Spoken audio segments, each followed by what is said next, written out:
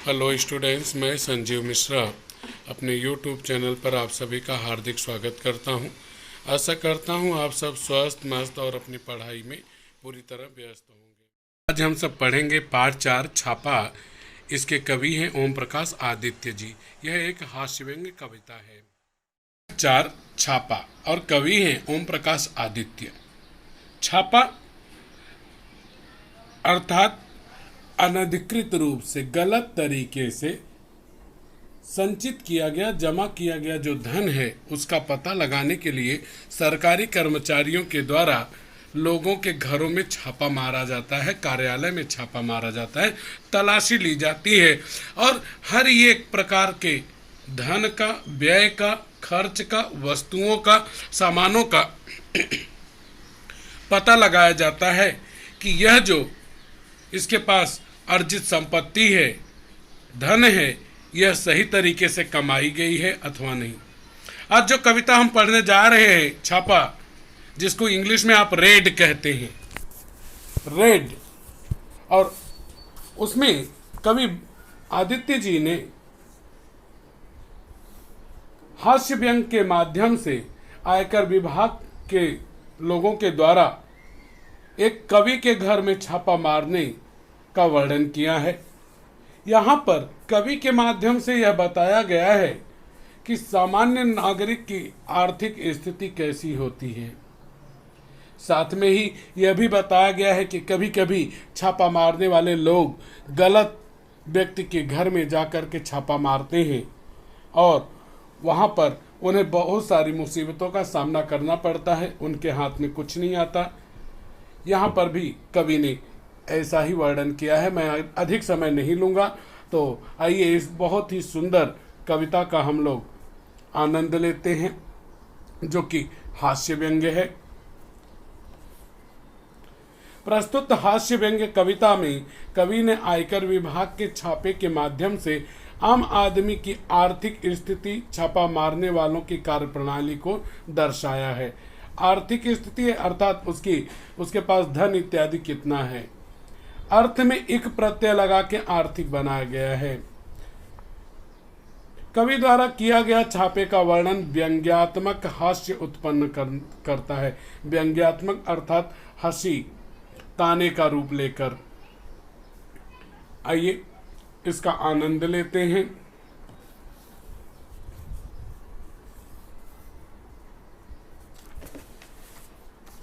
मेरे घर में छापा पड़ा, छोटा नहीं बहुत बड़ा। वे आए, घर में घुसे और बोले, सोना कहाँ है। कवि यहाँ पर आयकर विभाग के लोगों के द्वारा छापा मारने का वर्णन करते हैं। वे कहते हैं कि उनके घर में एक दिन आयकर अधिकारियों के द्वारा छापा मारा गया, अर्थात यह पता लगाने का प्रयास किया गया कि उनके पास जो धन संपत्ति है कवि के पास में, वह धन संपत्ति का सही ढंग से कमाई गई है, जमा की गई है अथवा नहीं। कवि कहते हैं कि उनके घर में एक दिन आयकर विभाग के लोगों के द्वारा छापा मारा गया, छापा पड़ा।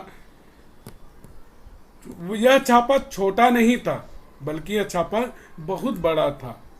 वे सभी आयकर विभाग के अधिकारी लेखक के घर, कवि के घर में आए, घुस गए, सीधा अंदर गए और अंदर आकर, भीतर आकर के बोले, सोना कहाँ है। सोना मतलब गोल्ड। यहाँ पर एक शब्द के दो दो अर्थ होंगे, यह हमारे समझने के ऊपर है कि हम उसे क्या समझते हैं। तो आयकर विभाग के अधिकारियों ने पूछताछ शुरू की और कहा कि हे कवि महोदय, आपने जो सोना जमा करके रखा है, वह सोना आपका कहाँ पर है, कहाँ छिपा रखा है। मैंने कहा, मेरी आंखों में है, कई रातों से सोया नहीं हूँ। कवि कहते हैं, जवाब देते हैं कि आप सोना के बारे में पूछ रहे हैं, तो सोना जो है उनकी आंखों में है, कवि की आंखों में है। उन्हें निद्रा लगी है, नींद लगी है। कारण क्या है कि कई रातों से कवि ठीक से सोए नहीं हैं। तो आगे बढ़ते हैं। वे रोष में आकर बोले, स्वर्ण दो स्वर्ण। कवि की बातों का वो बुरा मान गए छापा मारने वाले लोग, क्योंकि उनको सोना चाहिए था, स्वर्ण चाहिए था। और कवि ने कहा कि वह कई रातों से सोया नहीं है, इस कारण उसकी आंखों में सोना छिपा है। अगर आपको चाहिए तो आप सब उसे ले जा सकते हैं। अधिकारियों को, सरकार के जो अधिकारी आए थे छापा मारने, इस कारण से वे रुष्ट हो गए, क्रोधित हो गए। और क्रोधित होकर के उन्होंने गुस्सा होते हुए कहा, स्वर्ण दो स्वर्ण। स्वर्ण मतलब सोना। फिर वो क्रोधित होकर के बोले कि आपके पास जो स्वर्ण है अर्थात गोल्ड है, सोना है, वह हमें दे दो। तब कवि ने कहा, मैंने जोश में आकर कहा, सुवर्ण मैंने अपने काव्य में बिखेरे हैं, उन्हें कैसे दे दूं। तब कवि ने छापा मारने वाले आयकर के अधिकारियों से कहा कि सुवर्ण आपको चाहिए तो सुवर्ण, सु मतलब अच्छा, वर्ण मतलब अक्षर, अच्छे अक्षर अगर आपको चाहिए तो वह मैंने अपने कविताओं में बिखेरे हैं अर्थात लिखे हुए हैं। मेरी कविताएं जो हैं वो सुंदर अक्षरों से लिखी गई हैं। तो आपको अगर सुवर्ण चाहिए तो वहाँ से मिल सकते हैं, लेकिन कभी असमर्थता जाहिर करते हैं। वे कहते हैं कि वे उन्हें नहीं दे सकते हैं, क्योंकि उन्हें वो कवि ने अपनी कविताओं में लिख दिया है। कहत कठिन साधत कठिन समुझत कठिन विवेक। कहने में, सुनने में और समझाने में अर्थ में अंतर आ जाता है। व्यक्ति कहता कुछ और है और उसको समझने वाला समझता कुछ और है। इस तरह कवि ने कहा कि आप जिस सुवर्ण की बात कर रहे हैं वह सुवर्ण मैं आपको नहीं दे सकता हूँ। कारण यह है कि वह तो मैंने अपनी कविताओं में बिखेर दिए हैं अर्थात लिख दिए। मैंने अपनी कविता सुंदर अक्षरों से लिख दी है। वह कहते हैं कि जिस तरह से स्वर्ण होता है, बहुमूल्य होता है, कीमती होता है, उसी तरह से मैंने जो कविता लिखी है, कविता में जो सुंदर अक्षर है वह भी स्वर्ण की भांति बहुत कीमती हैं, मूल्यवान हैं। और इस तरह से वे कहते हैं कि लिखना वो कभी छोड़ नहीं सकते हैं, लिखना ही उनकी संपत्ति है और वह किसी कीमत पर छोड़ नहीं सकते, उसे दे नहीं सकते हैं। आगे चलते हैं। सु यहाँ पे उपसर्ग है, वर्ण मतलब अक्षर, सु मतलब सुंदर।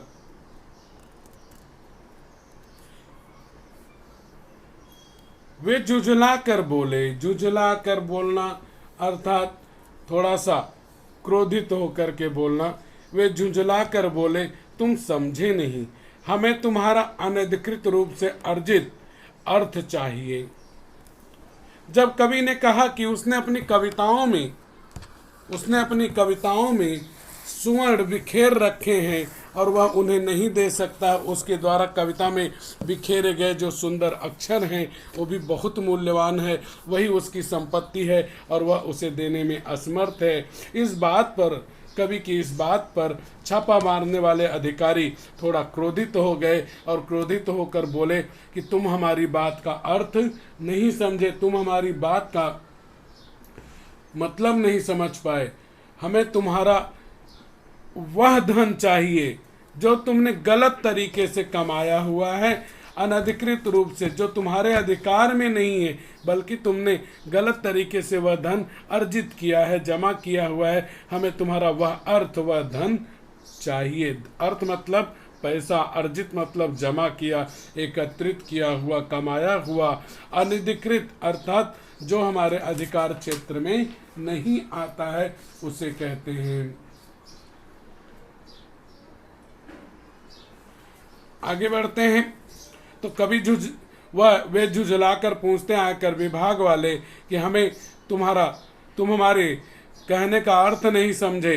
हमें तो तुम्हारे द्वारा जो जमा किया गया अनधिकृत रूप से गलत तरीके से जमा किया गया एकत्रित किया हुआ धन चाहिए, पैसा चाहिए। तब मैं मुस्करा कर बोला, अर्थ मेरी नई कविताओं में है, तुम्हें मिल जाए तो ढूंढ लो।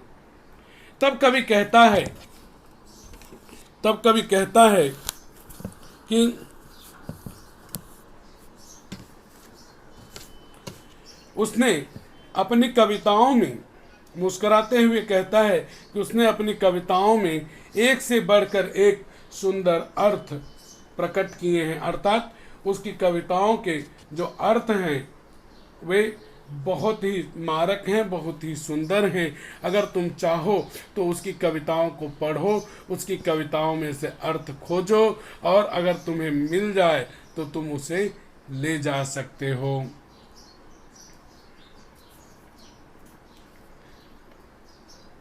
यहाँ पर कवि यह स्पष्ट करते हैं कि उनकी कविताएं जो हैं उनकी धन दौलत है, उसी में उनका अर्थ छिपा है, उसी में उनका स्वर्ण छिपा हुआ है। वे कड़क कर बोले, चांदी कहाँ है? मैं भड़क कर बोला, मेरे बालों में आ रही है धीरे धीरे। कवि कहते हैं कि उनकी बातों को सुन करके वे लोग थोड़े रुष्ट हो गए, नाराज हो गए, और नाराज हो करके वे कड़कदार आवाज में बोले कि तुम्हारे घर में तुमने चांदी अर्थात सिल्वर कहाँ पर छिपा कर रखा है? तब लेखक भी भड़क गए, उनकी बातों पर वे भड़क गए और भड़क करके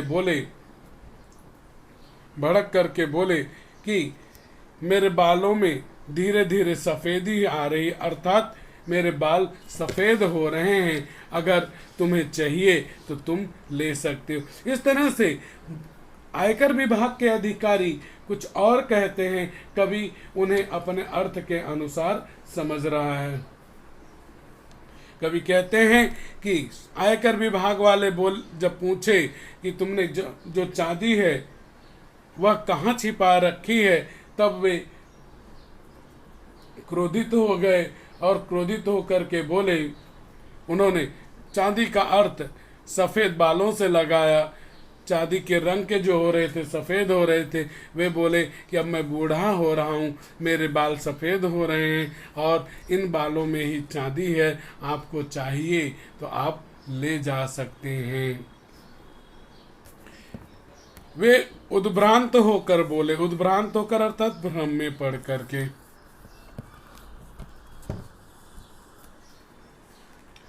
यह बताओ तुम्हारे नोट कहाँ हैं? परीक्षा से 1 महीने पहले करूँगा तैयार। वे गरज कर बोले, हमारा मतलब आपकी मुद्रा से है। कवि कहते हैं कि कवि की बातों को सुन करके वे थोड़े से भ्रम में पड़ गए। तब कवि से वे पूछते हैं कि तुमने जो गलत तरीके से नोट जमा कर रखे हैं, रुपए, वे रुपए पैसे कहाँ हैं? तब कवि ने उसी अंदाज में जवाब दिया, उसी लहजे में जवाब दिया और कहा कि वे एक जगह पढ़ाते हैं, विद्यालय में पढ़ाते हैं, और परीक्षा जब आने वाली होती है तब विद्यार्थियों के लिए 1 महीने पहले तैयार करते हैं, जिसे पढ़ करके विद्यार्थी अच्छे मार्क से पास हो जाते हैं। इस तरह से कवि कहते हैं कि उनके पास में कोई धन संपत्ति नहीं है। यहाँ पे हमारा जो प्रश्न बनता है वह यही है कि छापे में मांगी गई वस्तुओं को कवि ने इस रूप में लिया, तो छापे में मांगी गई वस्तुओं को कवि ने किस रूप में लिया? एक तो नोट के रूप में लिया, नोट अर्थात उसने नोट्स के रूप में अर्थात धन संपत्ति के रूप में न लेकर के उसने लिया कि जो लिखा गया लेख है उसके बारे में। फिर उसने चांदी अर्थात बालों में आ रही सफ़ेदी के बारे में समझा, फिर सुवर्ण के बारे में जाना, और फिर अर्थ के बारे में, कविताओं में छिपे अर्थ के संदर्भ में जाना। तो यहाँ पे छापा मारने वालों द्वारा कवि ने से ये चीज़ें मांगी गई, तो वहाँ पे आप देखेंगे तो पाएंगे कि स्वर्ण मांगा गया, यहाँ पे स्वर्ण सोना जिसे कहते हैं, फिर अर्थ मांगा गया, फिर चांदी मांगी गई, फिर नोट मांगे गए। आगे चलते हैं, और कवि ने उनका क्या अर्थ समझा? कवि ने उसका अर्थ समझा नींद से, कवि ने उसका अर्थ समझा कविताओं के अर्थ से। देखेंगे यहाँ पे है, कवि ने उसका अर्थ समझा सफेद बालों से, जो कि यहाँ पे है। ये देखिए, कवि ने उसका अर्थ समझा लेख से, जो कि टिप्पणी बनाई जाती है उससे। वे गरज कर बोले, हमारा मतलब आपकी मुद्रा से है। मुद्रा आप जानते ही होंगे कि जिसे आप धन कहते हैं, उसके दो अर्थ हैं। एक अर्थ होता है मुद्रा मतलब धन, और दूसरा मुद्रा मतलब होता है भाव। मैं लरज कर बोला, लरज कर बोला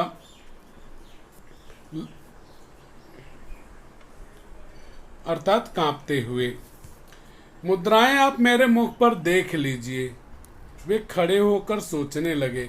कवि कहते हैं कि उन्होंने कहा, गरजते हुए, अर्थात कवि को डांटते हुए। छापा मारने वाले लोगों ने कवि को डांटते हुए कहा, पूछा कि हम जो पूछ रहे हैं उसका अर्थ है कि तुम्हारे पास जो मुद्रा है अर्थात धन है वह कहाँ है? तब कवि उनकी गरज के कारण कांपने से लगे और कहा कि मुद्राएं आप मेरे मुख पर देख लीजिए। वे कवि यहाँ पर कहते हैं कि तुम्हारी डांट के कारण मेरे चेहरे पर जो भाव आया है, मेरे शरीर की जो दशा हुई है, उससे मैं कांपने लगा हूँ। तो वह भाव, वह मुद्रा आप मेरे मुख पर, मेरे चेहरे पर देख सकते हैं। वह भी एक मुद्रा है। कभी कहते हैं कि मुद्रा आपको कहीं और खोजने की जरूरत नहीं है, मेरे चेहरे पर आपको मुद्रा दिख जाएगी। तो यहाँ पे मुद्रा का अर्थ कवि ने किससे लगाया? चेहरे के भाव से। वे खड़े होकर कुछ सोचने लगे। जब कवि ने अपनी बातें कही कि मुद्रा उनके चेहरे पर वे लोग देख सकते हैं, तो वे लोग थोड़ा सोच विचार में पड़ गए कि अब क्या करें। तब वे खड़े होकर कुछ विचार करने लगे। फिर शयन कक्ष में घुस गए। शयन कक्ष अर्थात सोने वाले कमरे में, जहां सोते हैं हम, वहां पर उसे कहते हैं शयन कक्ष, सोने का कमरा। वो वाला सोना मत समझिएगा आप। और फटे हुए तकियों की रुई नोचने लगे। उन्होंने टूटी अलमारी को खोला, रसोई की खाली पीपियों को टटोला। पीपियाँ क्या होती हैं? डिब्बे जो होते हैं उन्हें पीपियाँ कहते हैं। तो यहाँ पर पीपियाँ यानी जैसे लोहे के डब्बे होते हैं कनस्तर के जैसे ही, उन्हें पीपी कहते हैं। बच्चों की गुल्लक तक देख डाली, पर सब में मिला एक ही तत्व खाली। कवि कहते हैं कि फिर थोड़ी ही देर में वे लोग खड़े रहे, और खड़े रहने के बाद कुछ देर विचार किए, सोचे। फिर जिस कमरे में कवि सोया करते थे उस कमरे में वे चले गए, और वहां जाकर फिर उन्होंने उस तकिए को फाड़ने का काम किया। उसकी रुई खींचकर बाहर करने लगे, नोचने लगे, जो पहले से फटी हुई थी। कवि यहाँ पर अपनी बदहाली, अपनी आर्थिक स्थिति की तरफ संकेत करते हैं। वे कहते हैं कि छापा मारने वाले लोग उनके सोने के कमरे में चले गए। वहाँ पर जो तकिया था, जो कि पहले से फटा था, उसको फाड़ करके उसकी रुई निकाल करके देखने लगे। उन्हें लगा कि शायद कवि ने वहाँ पर धन छिपा रखा है। उन्होंने टूटी अलमारी को खोला। यहाँ पे भी कवि अपनी आर्थिक स्थिति बता रहे हैं। कवि कहते हैं कि जो अलमारी पहले से ही टूटी हुई थी, बाहर से ही उसमें सामान अंदर क्या रखे हैं वे सब दिखाई दे जाते थे। उसको टूटी अलमारी को खोलकर उसकी भी जांच पड़ताल की, उसकी भी खोज की कि इसमें कवि ने क्या छिपा रखा है। रसोई की खाली पीपियों को टटोला, और रसोई घर में जो कवि ने खाली पीपी रखे थे, पीपियों का मतलब हो गया जो डिब्बे रखे हुए थे जिसमें तरह तरह के सामान, खाद्य पदार्थ रखे गए थे, उन खाद्य पदार्थों को भी टटोला, टटोला मतलब जांचा, खोजा, उनमें उंगलियों से छू करके उसका पता लगाया। बच्चों की गुल्लक तक देख डाली। इतना ही नहीं बल्कि वो बच्चे 2 रुपया, 4, 5 रुपया, 10 रुपया जो पैसे उनको मिलते हैं जेब खर्च के रूप में उन्होंने गुल्लक में जमा कर रखा था, उन्होंने उस गुल्लक को भी नहीं बख्शा और उस गुल्लक को उन्होंने तोड़ डाला। और तोड़ करके वे उसमें क्या कुछ बच्चों ने छिपा के रखा है, कहीं उसमें अनधिकृत रूप से जमा किया गया, एकत्रित किया गया धन तो नहीं छिपा है, वह उन्होंने खोल खोल कर देखा।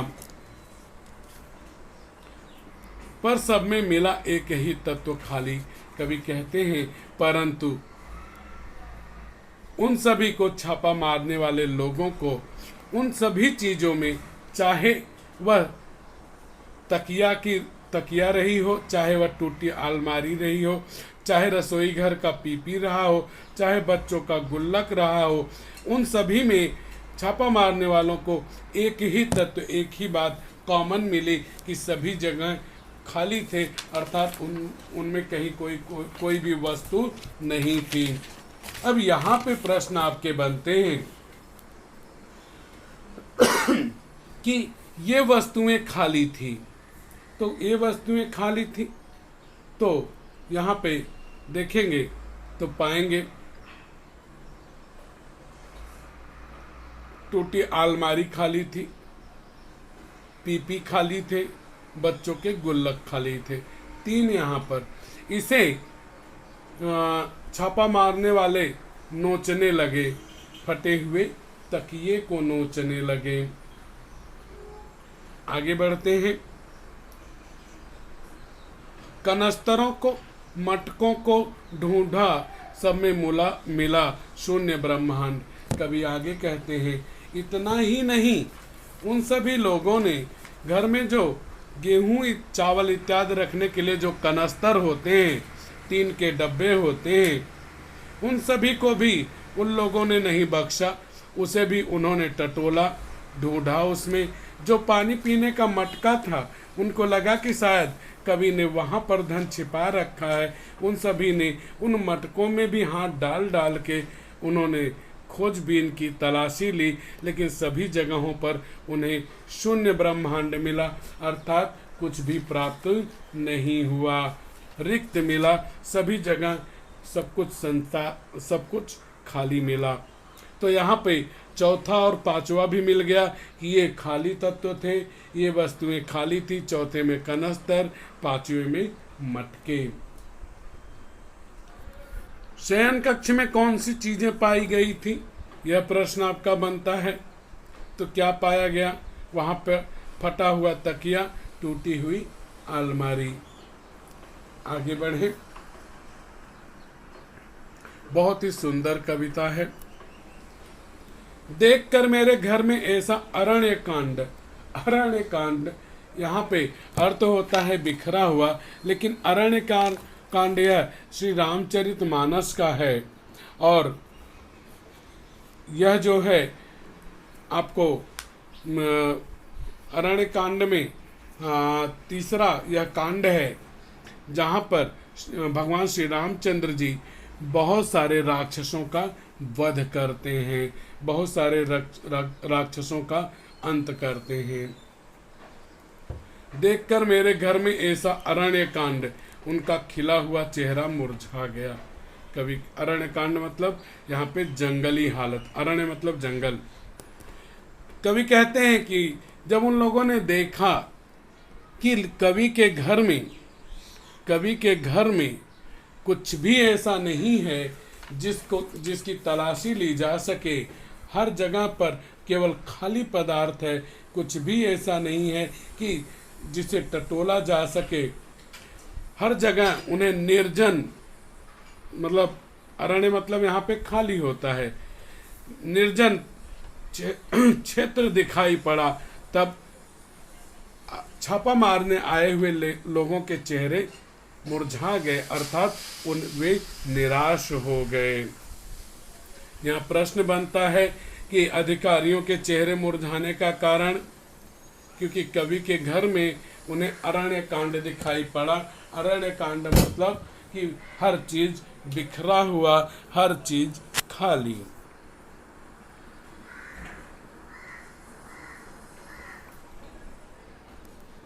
और उनके बीच सोची हृदय में रौद्र की जगह करुण रस समा गया। कवि आगे कहते हैं कि वे लोग जो छापा मारने आए थे, उनके मन के भीतर, उनके हृदय में उन्होंने बहुत सारी सूचियां बना रखी थी, लिस्ट बना रखी थी कि कवि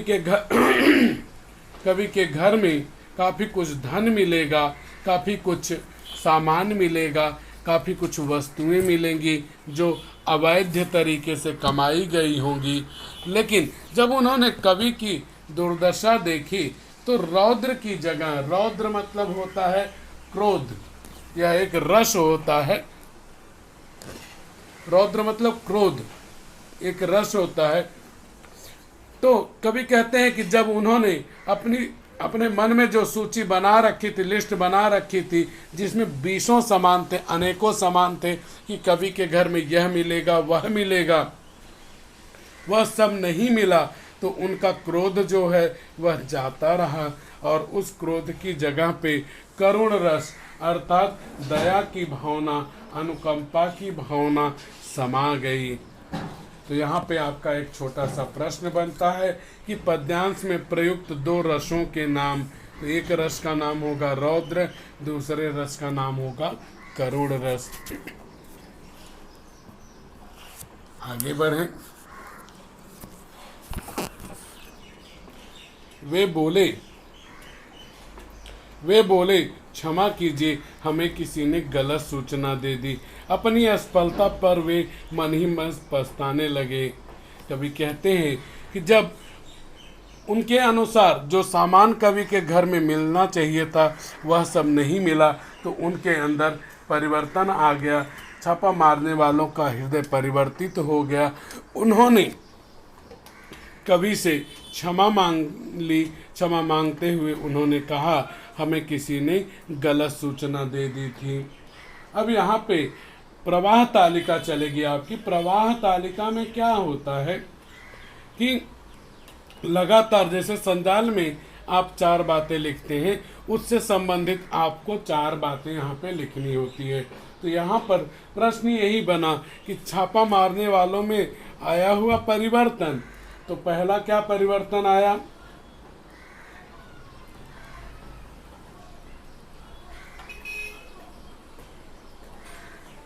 यहाँ से उनका खिला चेहरा मुरझा गया। दूसरा,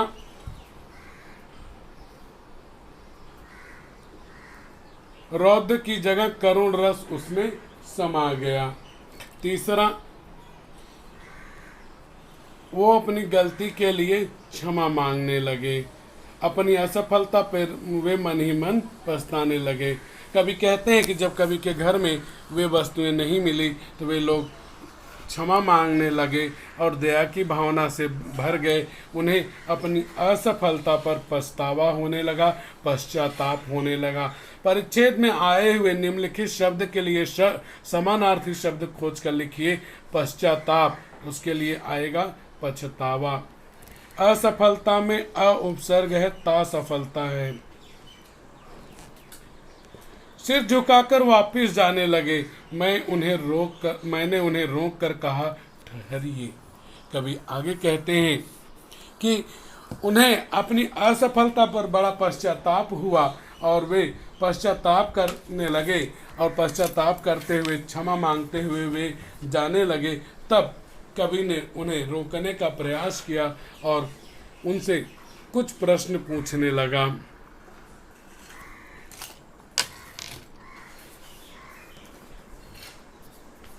आगे देखते हैं।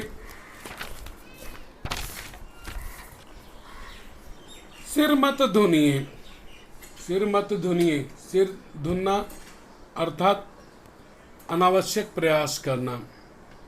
मेरी एक बात सुनिए, और पश्चाताप भी करना होता है। सिर मत धुनिए, मेरी एक बात सुनिए, मेरे घर में अधिक धन होता तो आप ले जाते। अब जब मेरे घर में बिल्कुल धन नहीं है तो आप मुझे कुछ देकर क्यों नहीं जाते? क्या बात है, टिट फॉर टैट, जैसे को तैसा, एकदम सही बात है। तो यहाँ पर मैं इसके समर्थन में हूँ कि ये छापा मारने वाले लोग जो होते हैं, रेड मारते हैं जो, ये बिल्कुल ही है नहीं विचार करते हैं कि जिसके घर में छापा मारा जा रहा है वह उस व्यक्ति पर क्या कुछ गुजरेगी। उसकी अलमारी वगैरह टटोलते हैं, आटे दाल शक्कर सब कुछ इधर से उधर गिरा देते हैं, तकिए फाड़ देते हैं, गुल्लक तोड़ देते हैं। ऐसे में अगर कुछ जो सामान मिलता है अनधिकृत रूप से उसे उठा ले जाते हैं, जब्त कर लेते हैं। कभी के यहाँ कुछ नहीं मिला क्योंकि उसकी आर्थिक स्थिति बहुत खराब थी। तब वह कहता है कि सिर मत धुनिए अर्थात पश्चाताप मत कीजिए, मेरी एक बात की तरफ ध्यान दीजिए।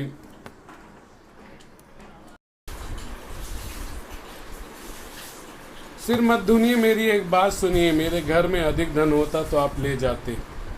कभी कहते हैं कि आप लोग पश्चाताप मत कीजिए, पछतावा मत कीजिए कि आपको असफलता मिली और उनके घर में, कवि के घर में उन्हें उनकी लिस्ट के अनुसार, उनकी सूची के अनुसार कुछ भी प्राप्त नहीं हुआ, तो उस बात पर, अपनी असफलता पर पश्चाताप मत कीजिए। कभी आगे कहते हैं कि यदि कवि के घर में उनके अनुमान के अनुसार अधिक धन होता तो वे उसे अपने कब्जे में ले लेते, अपने अधिकार में ले लेते, अपने साथ में लेकर चले जाते। आगे कभी उन्हें सलाह देते हैं कि वे कहते हैं कि अगर आप ऐसे धन को ले जाते हैं तो अच्छी बात है, क्योंकि वह अनधिकृत रूप से कमाया होता है। यह आपका कार्य होता है कि जिसके पास गलत तरीके से पैसा कमाया गया उसे आप जमा कर लें। अब जब मेरे घर में बिल्कुल धन नहीं है तो आप मुझे कुछ देकर क्यों नहीं जाते?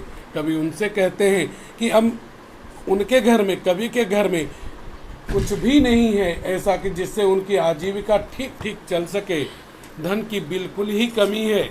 तब ऐसे में उन लोगों के पास, अमीर लोगों के यहाँ से जो धन जमा किया गया है वह धन दे करके क्यों नहीं जा रहे हैं? तो आप मुझे कुछ देकर क्यों नहीं जाते? अगर मिल जाता लेकर जाते हैं, अगर जिसके यहाँ नहीं मिलता तो उसे उन्हें देना भी चाहिए। जिनके घर में सोने चांदी के पलंग और सोफे हैं आप उन्हें निकलवा लेते हैं, बहुत अच्छी बात है, निकलवा लीजिए। कभी आगे कहते हैं जो अमीर लोग होते हैं अनधिकृत तरीके से, गलत तरीके से वे धन जमा करते हैं, पैसे जमा करते हैं, संपत्ति जमा करते हैं। उनके पास में जो कुछ भी मिलता है, उनके घर में सोने या चांदी के पलंग होते हैं, बेशकीमती सामान होते हैं और सोफे होते हैं, आप सब उन्हें निकलवा लेते हैं, अपने साथ लेकर के जाते हैं। यह करना भी चाहिए क्योंकि उन्होंने गलत तरीके से उसे कमाया हुआ है, प्राप्त किया हुआ है। लेकिन पर जिनके घर में बैठने को कुछ भी नहीं, उनके यहाँ कम से कम एक तख्त तो डलवा दीजिए। आगे कभी उनसे कहते हैं, मांग करते हैं कि आप अमीरों के घर से अगर धन संपत्ति निकलवा लेते हैं, अनधिकृत गलत तरीके से जमा किए गए सामान निकलवा लेते हैं, तो यह तो बड़ी बढ़िया बात है, निकलवाना भी चाहिए। लेकिन जो गरीब लोग हैं, जिनके घर में कुछ भी ऐसा नहीं है, जिनके घर में बैठने के लिए भी और लेटने के लिए भी, सोने के लिए भी पलंग नहीं है, कुर्सियाँ नहीं हैं, ऐसे लोगों के यहाँ पे एक लकड़ी का तख्ता, एक लकड़ी का टुकड़ा डलवा देना चाहिए, जिससे कि कम से कम वे ठीक ठाक अपनी ज़िंदगी जी सकें। तो यहाँ पर कभी अनधिकृत रूप से धन जमा करने वाले लोगों के खिलाफ आयकर विभाग के लोगों के द्वारा किए गए कार्यों की प्रशंसा भी की है। साथ ही साथ उन्होंने सलाह दी है कि जो गरीब हैं वे उन्हें मदद भी करनी चाहिए, सहायता भी करनी चाहिए। और गौरी बैठी छत पर, यह काव्य संग्रह है कवि का, उसी में से यह लिया गया है। बच्चों, अगर आपको मेरा पढ़ाना अच्छा लगा तो वीडियो को लाइक कीजिए, चैनल को सब्सक्राइब कीजिए और वीडियो शेयर कीजिए तथा कमेंट बॉक्स में कमेंट कीजिए कि आपको मेरा पढ़ाना